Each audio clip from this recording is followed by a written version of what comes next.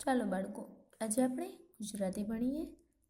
Standard 5th lesson 6 બતક અને અથવા પણ હંસ. ક્વેશ્ચન 1. ચાલો ગાઈએ ગીતડું. બાળકો, અહીંયા એક ગીત આપેલું છે, ચાલો જોઈએ. ઊંચા ઊંચા ડુંગર ચડશું. શું કહ્યું છે? જે ઊંચા ઊંચા ડુંગર છે અમે એને ચડી જશું. ઊંડી ઊંડી ખીણ ઉતરશું. ખીણ છે એ ઊંડી ઊંડી હોય, અમે એવી ઊંડી ઊંડી ખીણ છે એ પણ ઉતરશું. વહેતા જળમાં નાહશું તરશું. જળ છે એ વહેતું જ રહે છે, નદી, સરોવરો. નદીના વહેતા જળમાં અમે નાહશું અને નદીમાં તરશું. હરિયાળીમાં હરશું ફરશું. શું કહે છે? હરિયાળી છે એ જોઈ બધાને બહુ ગમે, તો હરિયાળીમાં અમે હરશું અને ફરશું. પંખી સાથે કલરવ કરશું. શું કહ્યું છે? પંખીનો અવાજ છે એ બધાને સાંભળવો ગમે, તો કહ્યું છે કે પંખીનો જે કલરવ છે એની સાથે અમે પણ કલરવ કરીશું. મીઠા તડકી અમે મલકાશું. શું કહે છે? સવારનો તડકો છે એ લાભદાયક હોય છે, તો શું કહે છે? મીઠા તડકામાં અમે મલકશું, એટલે કે ખુશીથી રહીશું. રેશમિયા રેતીમાં ઢળશું. શું કહે છે? રેશમ જેવી રેતી છે એમાં અમે ઢળશું, એટલે કે અમે તેમાં રમીશું. મોજાને મસ્તીથી મળશું. શું કહ્યું છે? દરિયા કિનારે જે મોજા આવતા હોય એને અમે મસ્તીથી મળશું, એટલે કે તેની સાથે અમે ખેલકૂદ કરીશું. બાળકો, અહીંયા એક ચિત્ર આપેલું છે. આ ચિત્રમાં શું છે? બે હાથી છે. એક હાથી પર સૈનિક બેઠેલો છે, એક હાથી પર એક માણસ બેઠેલો છે. અને જે માણસ બેઠેલો છે એ હાથીની સૂંઢ પર એક બાળક પણ બેઠેલું છે, અને નીચે હાથીની આજુબાજુ ઘણા બધા માણસો ઊભેલા છે. ચાલો જોઈએ. આ ચિત્ર શાનું છે? કહો, તમે તેને ઓળખો છો? આ ચિત્ર વિશેની વાર્તા તમને ખબર છે? શિક્ષક પાસેથી જાણો. શું કહ્યું છે? બાળકો, આ ચિત્ર શાનું છે? આ ચિત્ર છે એક વાર્તાનું છે. બાળકો, જંગલ બુક છે, જંગલ બુકમાં આપેલી એક વાર્તા છે એનું આ ચિત્ર આપેલું છે. જંગલ બુક નામના પુસ્તકની અંદર એક વાર્તાનો આ ફોટો છે, અને વાર્તાનું નામ શું છે? Tommy of the elephants. બાળકો, જંગલ બુક છે એમાં ઘણી બધી વાર્તાઓ આપેલી છે, પશુ પક્ષીઓ અને મોગલીની. તો એમાંની જ એક વાર્તા છે ટોમી ઓફ ધ એલિફન્ટ્સ. એ વાર્તા છે એનું આ પિક્ચર છે. ક્વેશ્ચન 2. મોટેથી વાંચો. બાળકો, અહીંયા એક વાર્તા આપેલી છે. વાર્તાનું નામ શું છે? કદરૂપું બતકડું. એક બતકીએ એક સુરક્ષિત જગ્યાએ 4 ઈંડા મૂક્યા. તે ઈંડા પર બેસતી અને બચ્ચા બહાર આવવાની રાહ જોતી. એક દિવસ તેની નજર ઈંડા પર પડી. તે વિચારમાં પડી, અરે, મેં 4 ઈંડા મૂક્યા હતા કે 5? 4 હતા. ના ના, 5 હતા. હું કેવી માં છું? મારા જ એક બચ્ચાને ભૂલી જાઉં છું. શું કહ્યું છે? એક બતક છે એ સુરક્ષિત જગ્યાએ 4 ઈંડા મૂકે છે. એના ઉપર બેસતી અને બચ્ચાને બહાર આવવાની રાહ જોતી. એક દિવસ એની નજર ઈંડા પર પડે છે. ઈંડાને જોઈને એ વિચાર કરે છે અને કહે છે કે મેં 4 ઈંડા મૂક્યા હતા કે 5? પછી કહે 4. નહીં, 5. પછી કહે છે, હું કેવી માં છું કે મારા પોતાના જ એક બચ્ચાને ભૂલી જાઉં છું. તે 5 ઈંડાને સેવવા લાગી. આખરે ખુશીનો દિવસ આવી ગયો. એક ઈંડું સહેજ સળવળ, તેમાંથી ધીમો અવાજ સંભળાયો. ઈંડું ફૂટ્યું અને બચ્ચાએ બહાર ડોક્યું કર્યું. જોતજોતામાં બીજું, ત્રીજું અને ચોથું ઈંડું પણ ફૂટ્યું. થોડી વારમાં ચારે ક્લક ક્લક ગીત ગાવા લાગી. તેણે 5મા ઈંડા તરફ જોયું. શું થાય છે? એ બતકી છે એ 4 ઈંડાને જોઈને કહે છે કે 4 હતા કે 5? પણ ત્યાં કેટલા ઈંડા હતા? ત્યારે 5 ઈંડા હતા. પછી એ બતકી 5 ઈંડાને સીવવા લાગે છે. પછી એ બચ્ચાને બહાર આવવાની રાહ જોતી, તો એ ખુશીનો દિવસ આવી જાય છે. એક ઈંડું સળવરે છે અને એમાંથી ધીમો અવાજ આવે છે અને બચ્ચું છે બહાર ડોક્યું કાઢે છે. પછી એ રીતે બીજું, ત્રીજું અને ચોથું એમ 4 ઈંડા ફૂટી જાય છે, અને 4 ઈંડામાંથી જે બચ્ચા બહાર આવ્યા છે ક્લક ક્લક ગીત ગાવા લાગે છે, અને બતકી છે એ 5મા ઈંડા તરફ જોવે છે. મારું આ બચ્ચું ક્યારે બહાર આવશે? આ ઈંડું થોડું મોટું લાગે છે. જરૂર આ ઈંડામાંથી મારું સૌથી સુંદર બચ્ચું બહાર આવશે. એક દિવસ પછી એ ઈંડું પર સળવળ્યું. અંદરથી ધીમો અવાજ આવ્યો, સંભળાયો અને ઈંડું ફૂટ્યું. તેમાંથી એક બચ્ચું બહાર નીકળ્યું. બતકીએ જેવું બચ્ચાને જોયું કે તેને થયું, અરે, આ બચ્ચું તો થોડું મોટું લાગે છે, થોડું રાખોડી પણ છે. આમ કેમ થયું હશે? પછી તરત મનમાં બોલી, હું કેવી માં છું? જુદું છે તો જુદું છે તો છે, મોટું છે તો છે, પણ બચ્ચું તો મારું જ છે ને. હું તેને પણ તરતા શીખવીશ. શું થાય છે? એ 5મા ઈંડામાંથી બચ્ચાને બહાર આવવાની રાહ જુએ છે. શું કહે છે કે મારું 5મા ઈંડામાંથી મારું બચ્ચું ક્યારે બહાર આવશે? આ ઈંડું છે એ કેવું લાગે છે? મોટું લાગે છે. જરૂર આ ઈંડામાંથી સૌથી સુંદર બચ્ચું બહાર આવશે. પછી બીજા દિવસે એમાંથી પણ બચ્ચું બહાર નીકળે છે. અને બચ્ચાને જોઈને બતકી શું કહે છે કે આ બચ્ચું છે એ મોટું લાગે છે અને થોડું રાખોડી પણ છે. આવું કેવી રીતે થયું હશે? પછી મનમાં કહે છે માં કે હું કેવી માં છું? જુદું છે તો છે, મોટું છે તો છે, પણ બચ્ચું છે એ મારું જ છે. હું પણ એને તરતા શીખવીશ. થોડા દિવસ પછી બતકી તેણે પણ બીજા બચ્ચા સાથે તરવા લઈ ગઈ. પણ બાકીના બચ્ચા તેની મસ્કરી કરવા લાગ્યા.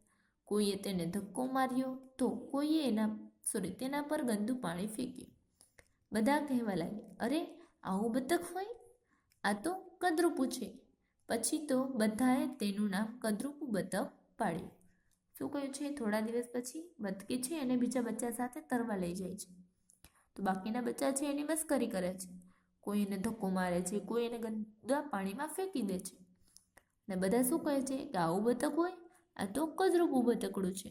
અને ત્યાર પછી બધા મળીને તેનું નામ કદરૂપું બતક છે એ પાડે છે. બધા બચ્ચા કહેવા લાગ્યા, માં, અમે આ કદરૂપા બતક સાથે નહીં રમીએ, અમે તેની સાથે નહીં તરીએ.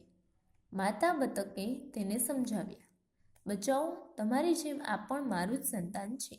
તમે તેને આ રીતે છોડી દેશો તો કેમ ચાલશે? પણ કોઈ માન્યું નહીં.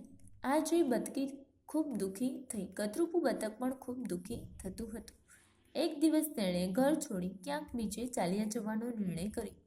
તે ગયું એક સરોવરથી બીજા સરોવર અને બીજા સરોવરથી ત્રીજા સરોવર. ત્યાં તેણે મરઘીનું ટોળું જોયું. તેણે કહ્યું, કેમ છો બધા? વૃદ્ધ મરઘી બોલી. તું કોણ? બતક બોલ્યું, હું બતકડું છું. જુવાન મરઘો બોલ્યો, તું કોણ? બતક કહે, હું બતકડો. એકે કહ્યું, હે, તું બતકડો? તું બતકડું? પણ તું તો કેવું કદરૂપું છે.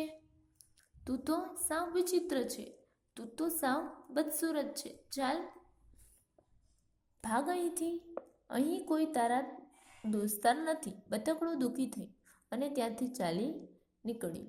પછી તે જ્યાં જ્યાં ગયું અને તેણે જેને જેને કહ્યું કે હું બતકડું છું, તે બધાએ તેને, હે, બતક આવું હોય? તું તો સાવ કદરૂપું છે, એવું કહ્યું. બતકડું સાવ નિરાશ થઈ જતું હતું. પછી તે જંગલ પરથી ઉડ્યું, ખેતરો પરથી ઉડ્યું. અચાનક વાવાઝોડું શરૂ થયું. શું થાય છે? બતક છે એ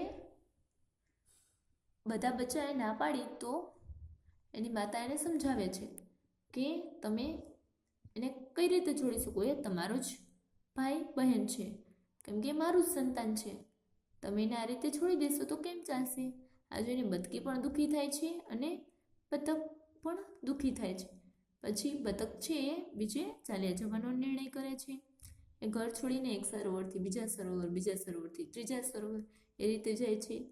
એણે એક મરઘીનું ટોળું જુએ છે ત્યાં અને કહે છે કે તમે બધા કેમ છો? તો વૃદ્ધ મરઘી કહે છે, તું કોણ? તો બતક કહે છે કે હું બતકડું છું. જુવાન મરઘો કહે છે કે તું બતક છો? કેવું કદરૂપું છો, સાવ વિચિત્ર છો, બદસુરત છો, ભાગ અહીંથી. એવું બધું કહીને તેને ત્યાંથી જવાનું કહે છે કે તારા કોઈ અહીંયા દોસ્તાર નથી. અને આ વાતથી બતક છે એ ખૂબ દુઃખી થાય છે. પછી જ્યાં જ્યાં જાય છે તેને ત્યાં આ સાંભળવા મળે છે કે તું કદરૂપું છે, તું બતકડું નથી, દેખાતું સારું ને એવું બધું એને સાંભળવા મળે છે. નિરાશ થઈ જાય છે. પછી એ જંગલ પરથી ઉડે છે, ખેતરો પરથી ઉડે છે અને અચાનક વાવાઝોડું શરૂ થઈ જાય છે. બતક સલામત સ્થળે આશરો શોધતું હતું. ત્યાં તેની નજર એક ઝૂંપડી પર પડી. તેણે ત્યાં રોકાવાનો વિચાર કર્યો. ઝૂંપડીનો દરવાજો ખખડાવ્યો. અંદરથી એક ડોશીમાં બહાર આવ્યા. બતકે કહ્યું, દાદી, હું તમારે ત્યાં રહું? હું તમને મદદ કરીશ. ડોશીમાએ કહ્યું, તું મને શું મદદ કરી શકે?